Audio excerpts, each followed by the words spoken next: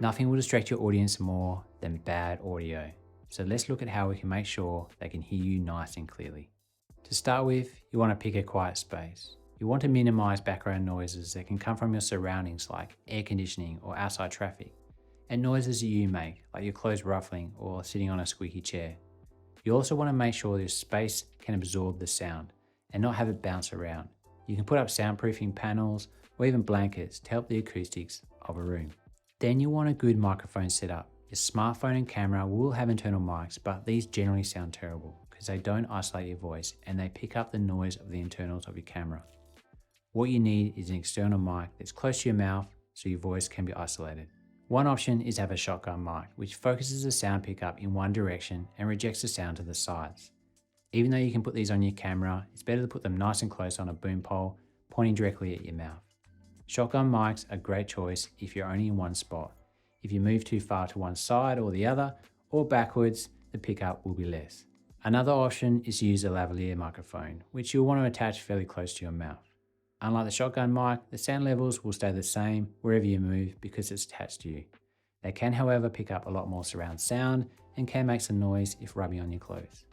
Keep the foam part on your mic, particularly if speaking directly into them. This will help remove the plosive popping sounds like the P's and the B's. If you do need to shoot outside, you might even need a dead cat to help reduce wind noise. To input your mic to your device or camera, you need the right cable. Smartphones use the TRRS cables, which is the 3 rings. Cameras use the TRS cable, which is the 2 rings. Some shotgun mics have an XLR output and require phantom power, so you need either a camera or an external audio recorder with XLR inputs. Also, some mics have a USB cable, and this is handy if you want to plug directly into your computer to do things like screen recordings. There's also options to enable you to go wireless if you need. When recording, you'll need to make sure your levels are correct. Cameras have a preamp which boosts the input sound, and you'll want to switch this from auto to manual in the audio settings. While talking, you can then adjust your levels until your voice is peaking in the orange around the -20 to -12 decibel region. This is the sweet spot, don't go into the red. Keep in mind, you can also adjust the gain on some of your external mics, which will change these levels as well. If you're recording directly into your computer, some applications enable you to adjust the levels, and you want to dial this into peak at the -20 to -12 decibel region as well to hit that sweet spot. If you want to step up your audio quality, then you can use an external recorder. These will generally have a better preamp than your camera for a cleaner sound.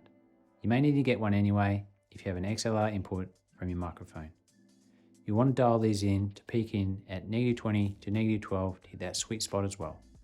If you run it back through your camera, then set your camera preamp to the lowest setting. If you plan to record separately on the recorder and sync later with your footage, then just make sure you do a loud clap for a nice clear audio spike so it's easier to line up when editing. Also, always record a few seconds of background noise with no talking at the start of each clip. This can then be used for sound sampling when you do noise reduction later in editing. You might also want to get some good headphones to check your audio and use when editing. So set up your audio to be nice and clear so your students can easily focus on what you have to say.